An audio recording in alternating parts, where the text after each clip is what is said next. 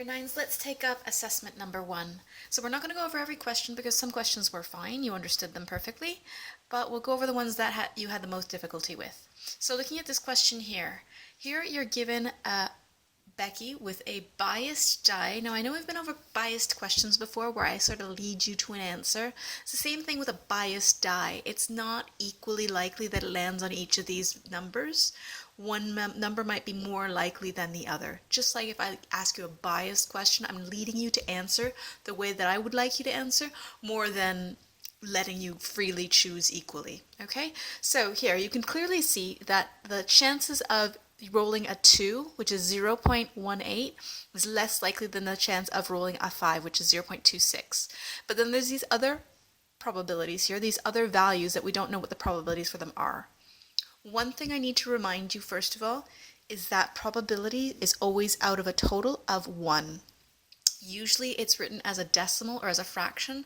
Some of you are in the bad habit of saying a 50-50 chance being 50% rather than 50 out of 100 or 0.5. You need to start thinking in terms of a total of one whole. If you're thinking of percentages, you're thinking of 100%, but I don't want you getting that confused thinking that this adds up to 100. It doesn't. It adds up to 1. Okay, so first of all, we've got that clear. Nextly, I know we've gone over setting up equations and solving them, but I have a feeling that you're not using those methods, those tools, as much as you should. So here I've told you that all of these need to add up to a total of 1. So I'm going to write an equation. I know what it's equal to 1, and then I'm going to solve that equation to find out what x is. So over here I'll write 2x plus, and just to make this easy for me, I'm going to start grouping my like terms together to begin with. So I've got 2x plus another 2x plus 3x, that's this one, plus the x. And then I'll do my numbers 0.18 plus 0.26. And that all adds up to a total of 1 because I know that total probability is 1. That's all of the outcomes should have a probability that adds up to 1, which is certainty. Okay, so adding this up, simplifying this, I've got 2x plus 2x plus 3x plus x. That all groups together to make 4, 7, 8x. That's 8x plus, and now these numbers, I can add them together, and that is 0.18 plus 0.26. 8 and 6 makes 14, so I'll put the 4, remember the 1 and the 2 makes 3, plus that 1 I'm remembering, so that is 4. That's 0.44 equals 1. 8x plus 0.44 equals 1. Okay, and remember this is a non-calculator question, so you should be able to do this without a calculator the way that I'm doing it. Okay, so rearranging this, I want to find out what x is, so I want to get x by itself. I'm going to send the 0.44 to the other side first because the 8 is attached to the x. I can't separate them just yet. So I've got 8x equals 1 minus 0.44. Now do long subtraction or column subtraction if you need to. So I'm going to go ahead and set that up here in case that's helpful for anybody. So I'm doing 1 minus 0.44, and I always line up my place values together, so the units is over units. If there were a decimal here, I'd be lined up with my decimal. And over these 4 4s, I've got 0, 0. 1.00 is the same thing as 1. Now, subtracting that, I can't do 0 take away 4, so I'm going to need to borrow, but there's nothing to borrow. So I have to go all the way over here and borrow from that 1, making this 10 tenths, which is the same thing as 1 whole, right? But I need to cross that out and make that 9 tenths, because I need to borrow one of those tenths to make that 10 hundredths. Okay, so 10 hundredths, take away the 4 hundredths, 10 take away 4 is 6. Here I have a 9 still because I borrowed from these 10 tenths. I've got 9 tenths here. 9 tenths take away 4 tenths is 5 tenths. And then going over here again, my decimal points are lined up. I had a 1 here, but I borrowed from it, so it's not there anymore. I now have 0 take away 0, so that's 0. So that's 0.56. Now you probably, some of you, most of you could probably do that mentally, but it is good to check. So 0.56, that's 8x is 0.56, which means that x on its own must be 0.56 divided by 8. Okay? And hopefully we know that in our head. We at least should know what 56 divided by 8 is. 8 times 5 would make 40. 8 times 2 is 16. 40 and 16, that makes 56. So that's going to be 8 times 7 makes 56. 56 divided by 8 is 7. But this 0.56 right? That's 56. It's already been divided by 100. So rather than it being 7, I need to divide my answer by 100. That's going to be 0.07. X is 0.07. Okay, so that's my part A. Part B, we're trying to figure out what's the probability of rolling a 4 with this die. It is not 1 out of 6. We can see that it's not a fair die, so it's not equally likely. And I've been told that the probability of rolling a 4 is 3x. Now that I know what x is, I can work that out. So that's 3 times 0.07. I know that 3 times 7 is 21, so 3 times 0.07 is 21. And now that's 7/100ths, so I need to divide by 100. Move my decimal 1, 2 places. The decimal's right in front of the 2. That's 0.21. Okay? Right, now to estimate the number of 2s rolled in 50 tries. Well, if you think that the probability of something happen is the number of times that it happens out of a number of tries, because that's how we work out a probability, remember? It's the number of ways that you get a successful outcome out of the number of times that you try. We're told that the probability of rolling a 2 is 0.18. That's 1800ths. That's like 18 times out of 100 times you get a 2. That makes sense. Okay, so we're going to work out what's the number of times we expect with 80 tries. If I roll a 2, 0.18 of the time, so a fraction of the time, out of 50 tries, I should get that fraction of the 50 to work out to be actually 2s. So I'm trying to find 0.18 of the 50. If you're thinking that that is 1800ths of 50.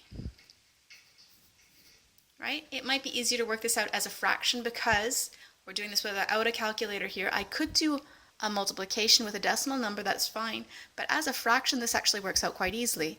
A fraction of a number, I multiply the top, so I'm doing 18 times 50 over 100, and without even doing that big complicated multiplication, which is going to end up being 2 digits times 2 digits, it's not so difficult, but I can actually make this a lot easier by simplifying to begin with. I can see that I can simplify this fraction by dividing both the top and the bottom by 50.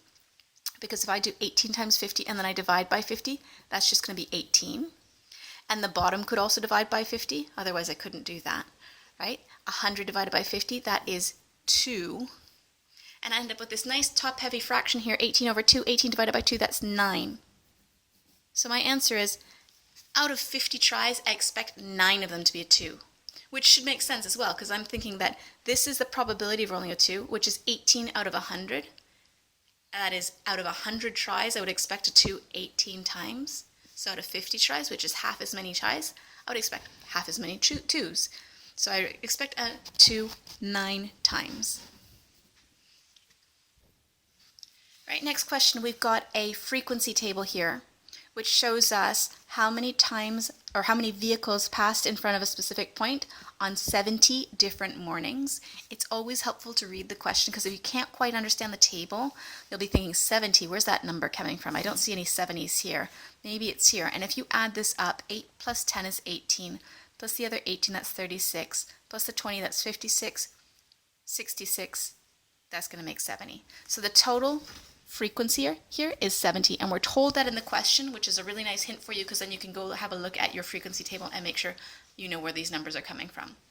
So when they say estimate the total number of cars, and a lot of people said 70, that's not the number of cars, that's the number of mornings.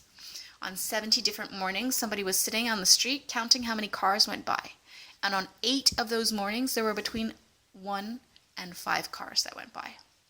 Now, the reason this says estimate is there no way that we could know for sure how many cars there were, because on these 8 mornings, I don't know if only 1 car went by on every single morning, so that's 8 cars altogether, or I don't know if maybe 5 cars went by every single morning, so 8 times 5, that would be 40 cars altogether. There's no way of knowing. So we can just estimate this using a midpoint. We're going to do the midpoint. So that's assuming that rather than 1 car passing on these mornings or 5 cars passing on these mornings, the middle of 1 to 5, if I do 1 plus 5, which is 6, divide that by 2, that's 3. The midpoint, I'll put over here, midpoint is 3. And if you think about that, that's 1 plus 2 makes 3, or 5 minus 2 makes 3. That's in the middle of 1 and 5. If you need that trick again of how I got that, I can do adding those together and then dividing by 2. That would be 6 divided by 2 is 3. Okay, so the midpoint of 6 and 10, I know that that's going to be 8. It's 2 more than 6. It's 2 less than 10. But if I need to use this trick, if I find it difficult to calculate the midpoint, I can always do 6 plus 10, which is 16 divided by 2. That gives me the midpoint is 8. Okay, I know the midpoint of 11 and 15, that's going to be 13. You can try the trick if you like, but I'm trying to do this a bit quicker. Okay, from 16 to 20, I know the midpoint is going to be 18. 2 more than 16, 2 less than 20. And I know between 21 and 25 is going to be 23. And between 26 and 30 is going to be 28. Again, you can use this trick if you like to put it on pause and give it a try, but I promise you those are our midpoints. Okay, so to work out our estimated total number of cars, I'm going to use the midpoint multiplied by the frequency. And I'm going to do that for all of these. So I'm going to do the sum of the midpoint times the frequency. For the first one, that's going to be 8 times 3, that's 24. Plus, the next one's going to be 10 times 8, that's 80. The next one's going to be 18 times 13. Ooh, I might need a calculator for that. 18 times 13 is 234. Next one is 20 times 18. 2 times 18 is 36, so 20 times 18 is 360. Then I'm doing 10 times 23, that's 230. And then I'm doing 4 times 28. 4 times 28 is 112. Okay, now adding all those together. Now just to explain that first of all though, I'm assuming that 8 people, or 8 days, we saw 3 cars on each of those days. Some days you may have seen more, some days you may have seen less, but we're assuming that on 8 days you saw 3 cars. That's why I did 8 times 3. And on 10 days, I saw between 6 and 10 cars. I'm going to assume that on every one of those 10 days, I saw exactly the midpoint, 8 cars. Not the highest number of cars, not the lowest number of cars, the number right in the middle. So that on average, we expect it to be about right. It's just an estimate. Okay, so adding all of this up then, I'm doing 24 plus 80 plus 234 plus 360 plus 230 plus 112. Go ahead and do that for yourself. 810, right? Yeah? I don't think that's right. Is that right? No, I definitely did something wrong there. It's 1040. Okay? So even I make mistakes. It looked like it was a bit small, so I double checked myself. It's 1040. Okay? Now to estimate the mean number of cars, this is where it's going to be pretty clear that I made a mistake there. The mean number of cars should be on average how many cars did we see each day. And the number of cars should be somewhere between 1 and 30. Okay? And I'm thinking it's around the middle. So working that out, the mean is the total number of cars divided by the number of days that we've been counting the cars on, right? Because we're trying to find the average number of cars per day. So total num of cars divided by the number of days that we recorded. Okay, so that's going to be 1040 divided by, and it was on 70 different days. We can count them again, but they told us in the question it's 70 days. Okay, so 1040 divided by 70, and that is approximately, and I am rounding here because it's a decimal number, it's 14.85. So I'm going to say 14.9, and that's approximate. The three significant figures is generally what we're expected. 3SF. Don't fall into the habit of saying, oh, it can't be part of a car, so I have to round it up. They want it to be as accurate as we can be. They always want you to show some working. So if you had said that that was 15, well, at least you showed the working that led you to 15, but it's not exactly 15, so I'm making that clear. I've rounded 3 significant figures. Okay. All right, next question. Rajiv. Is he trying to fool us or does he just not know any better? We're looking at a frequency table again, and these are the number of fish caught by 40 different people on one day. So the number of fish is going between 0 and 8. Some people caught no fish, 1 fish, 2 fish, 3 fish, 5 fish, and 8 fish. Note we jumped a couple of numbers here. Okay, so different people caught different numbers of fish. 2 people caught no fish, 12 people caught 1 fish, 15 people caught 2 fish, and so on. No, nobody caught 15 fish. This is 15 people that caught 2 fish. So the number of fish that people caught are between 0 and 8. Rajiv thinks that the mean best describes the data. Do you agree? Now, please don't agree with Rajiv. Don't ever just agree with the person in the exam that says, I think it's like this. They're usually not there to help you. I'm not saying that they're always wrong, but do always check, is it possible that they're wrong? Because often they try to trick you. So is there any possible way that we would not use the mean? And remember, thinking about the different averages we could use is the mean, the median, and the mode. Now, we use the mode when there's one value that is much more frequent. Not just, okay, there's one of every one of them, and there's one where there's 2 that's much more frequent than any other value. So for example, the mode here would be 2 because most people caught 2 fish. But 15 people catching 2 fish is not that much more than 12 people catching 1 fish. It's not hugely shocking that almost everyone caught 2 fish because quite a few people caught 1 fish. So I wouldn't go with the mode, right? Choosing between the mean and the median, we would only use the mean if there were no outliers. No outliers. So again, we're doubting what Rajiv is saying here because we think he might be wrong or we might think he might be tricking us. Now looking at this data here, I think there might be an outlier. And I think other people thought there might be an outlier as well. But to understand what an outlier is, it might help to actually look at this on a graph. Now looking at this data here, I definitely wouldn't say catching 2 fish is an outlier value. That's not weird or strange or uncommon because 15 people caught 2. 12 people caught 1, so that's not an outlier either. 8 people caught 3, that's not an outlier either. These are the very common number of fish to catch, 1, 2, and 3. 0 is not quite so common, only 2 people caught 0 fish. Only 1 person caught 8 fish, and only 2 people caught 5 fish.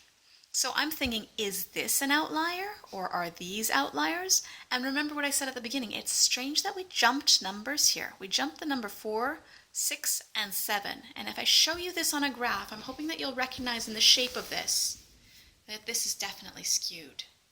So here's the part of the graph that I thought seemed pretty normal. A lot of people caught 2 fish. Quite a lot of people caught 1 fish or 3 fish. Not very many people caught no fish, only 2 people caught no fish, but that's still relatively normal. The distribution is fairly symmetrical. And when the distribution is symmetrical, we could say, okay, of the mean, median, and mode, it doesn't really matter which one we pick because they should all be about the same thing. But when we have an outlier, that affects the mean. That'll make the mean either much bigger or smaller than it should be. But it doesn't affect the median because the middle value still stays in the middle. It doesn't matter how much bigger the biggest value is, or even if it's just a tiny bit bigger. It's still bigger than the median stays in the middle. Okay? So looking here again, I can see that this part of the graph looks fairly normal.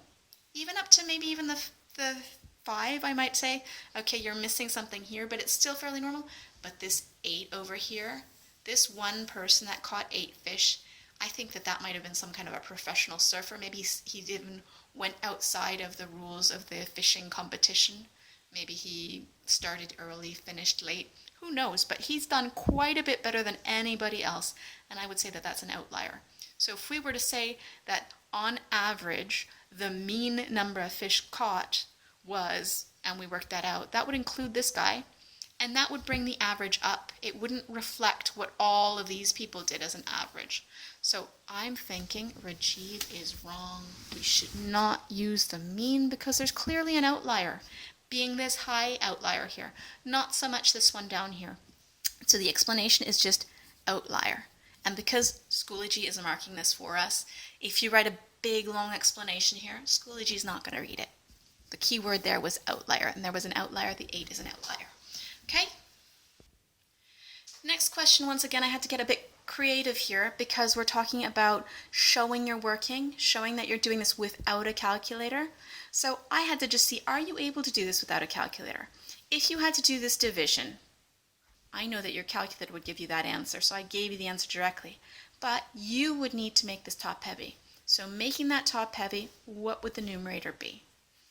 2 1/4, that is 2 wholes and 1/4. How many quarters is that altogether? Well, to do that, you should be taking the whole number and multiplying it by the denominator, because if you're thinking about these whole pies that we've got here, I've got 1, 2, 3, 4 pieces make up a whole. So to make up 2 wholes, that would be 2 times 4. That's going to be 8 pieces. So that's 8 quarters, plus the 1/4 that I've got here already in a fraction. That's 9 quarters altogether. So the numerator should be 9. And to make this a top-heavy fraction, which you'd have to do as well, because we can't do calculations with mixed numbers, 3 1/2, again, you take the whole number here, so 3 times 2, multiplying by the denominator. 3 times 2 is 6. If I just show you that graphically here, there's 3 wholes. If I split them into halves, that would be 6 halves. And then I've got that 1/2 that's already here on top of the 2. Together that would make 7 halves. Right? So again, the big number times the denominator plus what you've got in the numerator. True or false? You need a common denominator to divide by fractions. False. You do not need a common denominator. A lot of you are trying to show me working where you get a common denominator, and it's a complete waste of time. You do not need a common denominator. If I want to do 9/4 divided by 7/2, remember my trick for dividing? I take the second fraction, I flip it over, so that's 9/4, and then 2/7, and I multiply. There is no need for the common denominator there. So I'm doing 9 times 2 is 18. And 4 times 7 is 28. 18/28. So before simplifying the answer, it would have been 18/28, right? After I simplify that, it becomes 9/14 from over here, 9/14, because I divided both the top and the bottom by 2. But before I simplified, that was 18/28. And if you did all of that mess of trying to get a common denominator here, which you didn't need to do and you shouldn't do, you might have had a different fraction here, a much more difficult fraction to work with and simplify down. Right, next we've got another fraction or mixed number question here. Same sort of idea. We've got a mixed number. We can't work with mixed numbers, so first making it top heavy, the numerator would have been, take the big number, multiply it by the bottom, and add that numerator to it. So that's going to be 1 times 3 is 3 plus a 2. The numerator would have been 5. Part B, the second fraction, or the second mixed number, also is a top-heavy fraction. I need to take the whole number, multiply by the bottom, and add the numerator. So that's 2 times 15 is 30, plus the 1, 31. Okay, part C. True or false, you need a common denominator to multiply fractions. That is definitely false. As I just showed you with the dividing fractions, we flip and multiply, and we didn't need a common denominator for that. I do not need a common denominator to multiply fractions. Okay, so I'm going to do, for example, 5/3 multiplied by 31/15. No need for a common denominator because all I do is I multiply the top times the top. 5 times 31, 5 times 3 is 15, so this is going to be 150. And 5 times 1 is 5, 155. Over 3 times 15 is 45. I've got a top-heavy answer, which is why I've given you an answer, and it's a mixed number, because I can definitely fit 45 into 155 at least once. I can see by the answer that was given at the beginning, I can fit it at least 3 times, in fact. Before simplifying this answer, it would have been 155/45. before simplifying.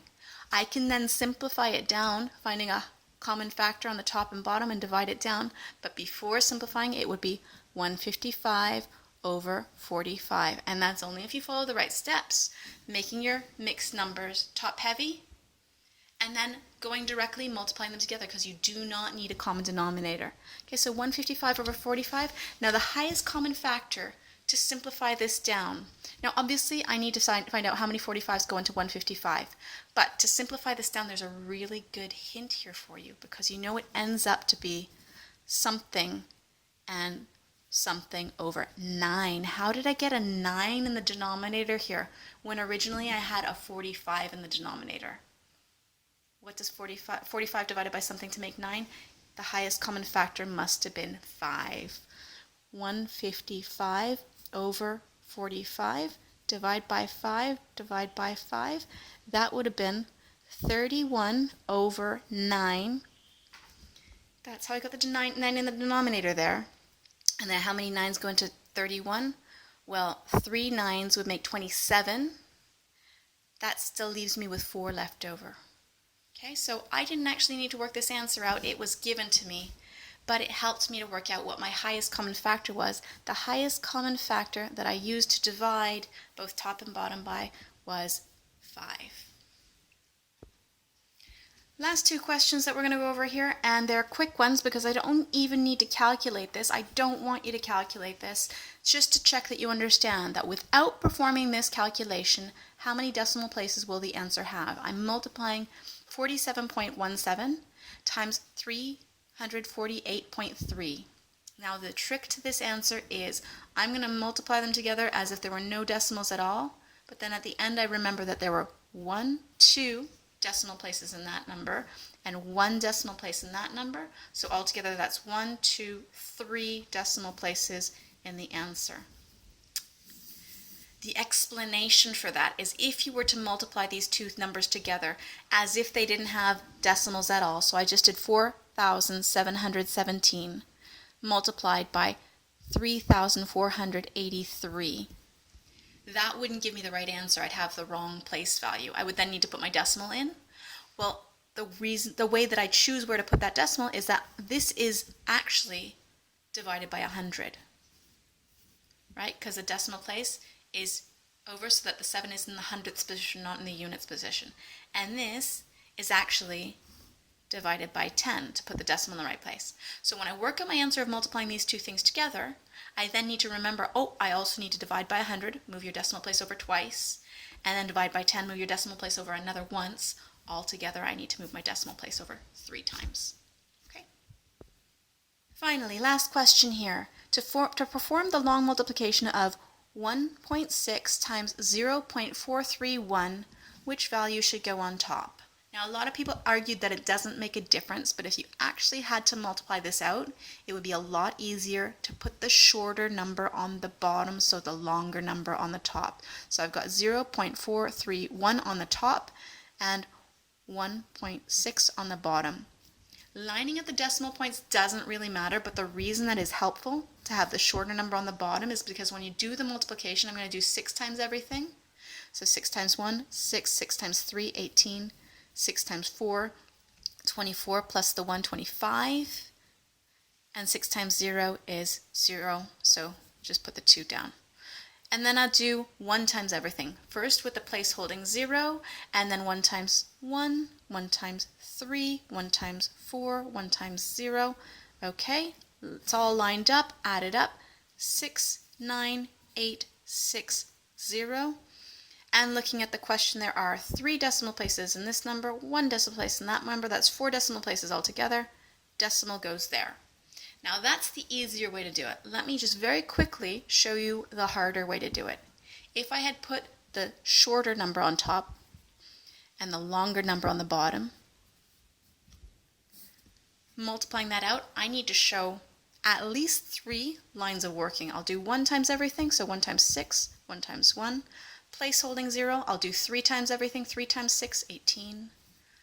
3 times 1, 3 plus the 1 left from my 18, 4. Another 2 place holding zeros because I'm moving 2 places over. I'm doing 4 times 6, 24, remember the 2. 4 times 1 is 4, plus the 2 is 6. Okay, I'm not going to bother going through with this 0, so I'm saving you a step here, but you can already see that I've already done more working over here than I did by putting the smaller number of digits on the bottom. Okay, adding all of that up, I should get the same answer. 6, 9, 8, 6. And just to check, I should have 1, 2, 3, 4 numbers after the decimal place. So I've got 1, 2, 3, 4. Decimal point goes there. Same answer. You're right. It doesn't make a difference for the answer, but it is so much shorter to go with a shorter number of digits on the bottom.